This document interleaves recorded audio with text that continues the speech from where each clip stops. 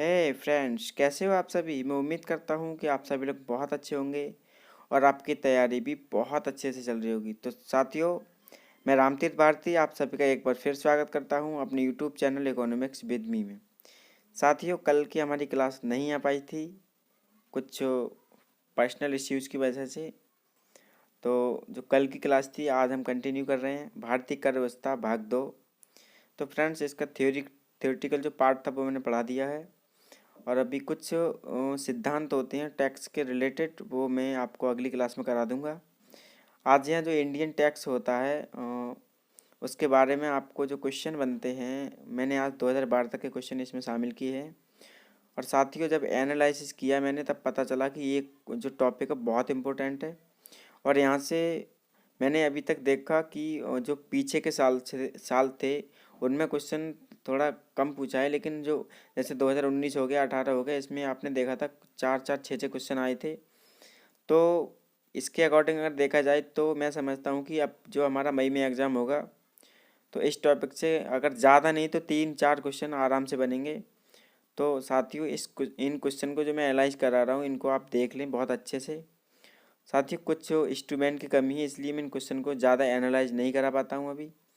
तो आगे जब मैं अप्रैल में आपको क्वेश्चन सीरीज कराऊंगा तो उसमें इसको फुल एनालाइज कराऊंगा मैं, क्वेश्चन फुल एनालाइज। इन्हीं क्वेश्चनों को मैं फुल एनालाइज करके आपको जो है सॉल्व कराऊंगा, पूरा एक्सप्लेन बताऊंगा कि कैसे कैसे क्या होता है। अभी मैं क्वेश्चन सीरीज लेकर आऊँगा जो है मई में, सॉरी अप्रैल में। तो फ्रेंड्स, आइए आज की क्लास को देर न करते हुए स्टार्ट करते हैं। तो साथियों, शुरुआत करते हैं नवंबर 2017 से। इससे पहले के जो क्वेश्चन थे मैं आपको पार्ट 1 में करा चुका हूँ। अगर आपको पार्ट 1 की वीडियो देखनी है तो नीचे डिस्क्रिप्शन में मैंने लिंक दे रखा है, उस वीडियो को आप देख लें, या मेरे चैनल पर होम पर जाकर उसका वीडियो आप देख सकते हैं और मेरी पुरानी वीडियो भी आप देख सकते हैं। तो फ्रेंड्स, नवंबर 2017 में क्वेश्चन आया था, कर भार के आवंटन का लाभ सिद्धांत दिया है या दिया गया है। तो फ्रेंड्स, जो कर भार का लाभ आवंटन का लाभ सिद्धांत था वो लिंडाल द्वारा दिया गया था। फ्रेंड्स, इसमें क्वेश्चन नंबर 2 पूछा था कि प्रगतिशील कर दरों का मामला निर्भर करता है। तो फ्रेंड्स, जो प्रगतिशील कर दरों का जो मामला निर्भर करता है वो करता है भुगतान योग्यता पर। किस पर करता है फ्रेंड्स? भुगतान योग्यता पर। जनवरी 2017 में क्वेश्चन आए थे, देख लेते हैं। इसमें वक्तव्य वाला क्वेश्चन आया था। एक वक्तव्य दिया था कि प्रगतिशील कराधान का सिद्धांत सामान्यतः स्वीकार्य राजनीति है। बी वक्तव्य दिया था, प्रगतिशील कराधान आय और संपत्ति के वितरण को प्रभावित नहीं करता है। तो फ्रेंड्स, ए सही है इसमें और बी गलत है। जैसे जैसे आय बढ़ती है वैसे वैसे ही कर की दर बढ़ती है, वही प्रगतिशील कराधान होता है। तो फ्रेंड्स, अगला क्वेश्चन देख लेते हैं। जनवरी 2017 के थर्ड पेपर में क्वेश्चन आया था वक्तव्य वाला। फ्रेंड्स, इसमें ए ऑप्शन, ए जो वक्तव्य है, परिगामी आयकर सम सीमांत त्याग पर आधारित होता है। आय जितनी अधिक होती है करदाता के लिए मुद्रा की सीमांत उपयोगिता उतनी ही कम होती है। इसका आंसर फ्रेंड्स ए और बी दोनों सही है और सही व्याख्या भी है। क्वेश्चन नंबर 3 देख लेते हैं। सॉरी, 2016 में क्वेश्चन आई तो उसको देख लेते हैं। 2016 में जो क्वेश्चन पूछा गया तो जुलाई 2016 में, यदि आय में वृद्धि के साथ कर के रूप में संग्रहित आय का प्रतिशत स्थिर रहता है तो कर की व्याख्या क्या कहलाएगी? आनुपातिक। फ्रेंड्स, मैं आपको इसके बारे में बता चुका हूँ जब आप थ्योरी क्लास पढ़ाई थी। इसको आप एक्सप्लेन देखना चाहें तो इसका पार्ट 5 देख लें वीडियो का, आपको पता चल जाएगी कि ये आनुपातिक कर क्या होता है। तो फ्रेंड्स, अगला क्वेश्चन देखते हैं जुलाई 2016 का ही। निम्नलिखित करों पर विचार करें, निम्नलिखित करों पर विचार करें। तो फ्रेंड्स, इसका जो है अवरोही क्रम पूछा था इसकी आय के संबंध में। तो फ्रेंड्स, नंबर 1 पे जो आएगा निगम कर, नंबर 2 पे आएगा आयकर, थर्ड पे संघ उत्पाद शुल्क और नंबर 4 पे आएगा सेवा कर। फ्रेंड्स, अगला क्वेश्चन देखते हैं। दिसंबर 2015 के क्वेश्चन देखते हैं। इसमें क्या क्या क्वेश्चन आए थे। कर उत्प्लावक कहा जाता है यदि कर राजस्व अनुपात हो। तो इसका आंसर है उत्पादन में परिवर्तनों के प्रति अधिक संवेदनशील। अगर कर उत्पादन में परिवर्तनों के प्रति अधिक संवेदनशील होगा तो कर जो उत्प्लावक कहलाएगा। तो फ्रेंड्स, अगला क्वेश्चन देख लेते हैं। करापात निम्नलिखित में से किसकी ओर संकेत करता है। तो जो करापात होता है व्यक्ति या समूह में समूह जो अंततः कर भुगतान करता है उससे करापात जो है संबंधित होता है। कहने का मतलब ये है कि करापात उस व्यक्ति पर पड़ता है जो कर का भुगतान करता है। फ्रेंड्स अगला क्वेश्चन देख लेते हैं। प्रगतिशील आयकर समान सीमांत त्याग पर आधारित है। ये वक्तव्य वाला क्वेश्चन है साथियों। बी वक्तव्य जो है आय जितनी अधिक होगी करदाताओं को मुद्रा की सीमांत उपयोगिता उतनी ही कम होगी। तो फ्रेंड्स ये दोनों बातें सही है, ए और बी दोनों सही है और बी जो है आर की सही व्याख्या है या बी ए की सही व्याख्या है। ये ए कर लें साथियों, ए है ये, ए की सही व्याख्या है, ए की सही व्याख्या है। चौथा क्वेश्चन देख लेते हैं। राज्य सरकार के क्षेत्राधिकार में आने वाले कर। तो साथियों जो राज्य सरकार के क्षेत्राधिकार में आने वाले कर होते हैं इनको मैंने यहाँ एक्सप्लेन किया है और आप यहाँ 2 क्वेश्चन मैंने शामिल किए हैं। उसमें एक राज्य सरकार के क्षेत्राधिकार में जो आने वाले कर हैं उनको विस्तार से बताया है और जो केंद्र सरकार के क्षेत्राधिकार में जो कर आते हैं उनको भी बहुत एक्सप्लेन से बताया है। मैंने सारे कर शामिल किए हैं। अगर कोई छूट गया हो तो आप कमेंट के माध्यम से मुझे बता दें। तो साथियों अगर आपने ये 2 क्वेश्चन पढ़ लिए, एक आगे आएगा एक ये है, तो आपके कोई भी कर नहीं छूटेंगे भारतीय टैक्स सिस्टम से और आप क्वेश्चन करके ही आएंगे। तो देख लेते हैं कि जो राज्य सरकार के क्षेत्राधिकार में होते हैं वो कौन कौन से कर आते हैं। नंबर 1 भू राजस्व आता है। नंबर 2 अखबार को छोड़कर अन्य वस्तु की खरीद एवं बिक्री पर कर आता है। अखबार का जो कर होता है वो केंद्र शासित प्रदेश के अंतर्गत आता है। नंबर 3 कृषि आय पर कर। कृषि आय पर जो कर होता है वह भी राज्य सरकार के क्षेत्राधिकार में आता है। तो फ्रेंड्स आगे देख लेते हैं। नंबर 4 कौन सा कर है? भूमि तथा मकान पर जो कर लगता है वह भी राज्य सरकार के अधीन आता है।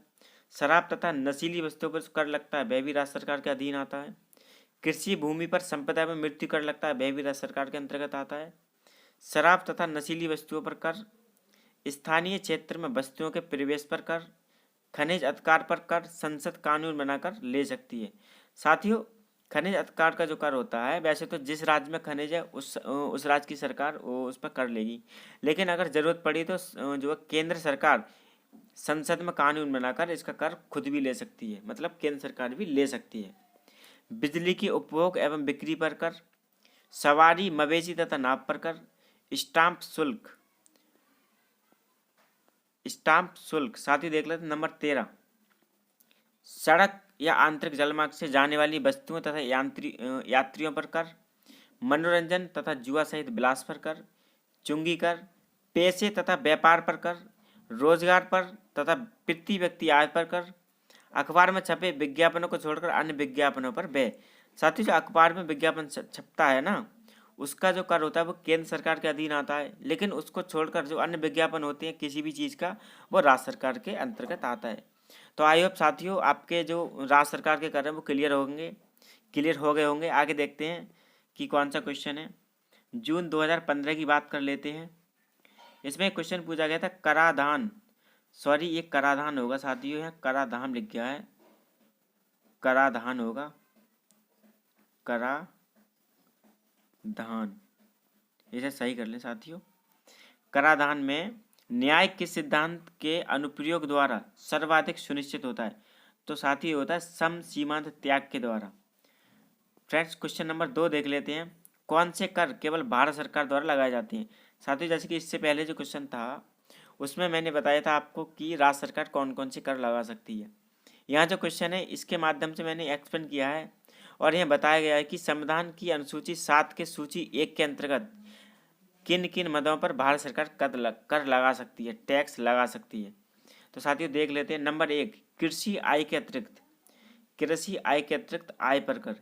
कृषि के अलावा जो भी आय होगी समाज में व्यक्ति को, कृषि के अलावा जो भी आय होगी उस पर जो है केंद्र सरकार कर लेगी। निगम कर केंद्र सरकार लेती है और सीमा शुल्क भी केंद्र सरकार लेती है। आगे देख लेते हैं। शराब तथा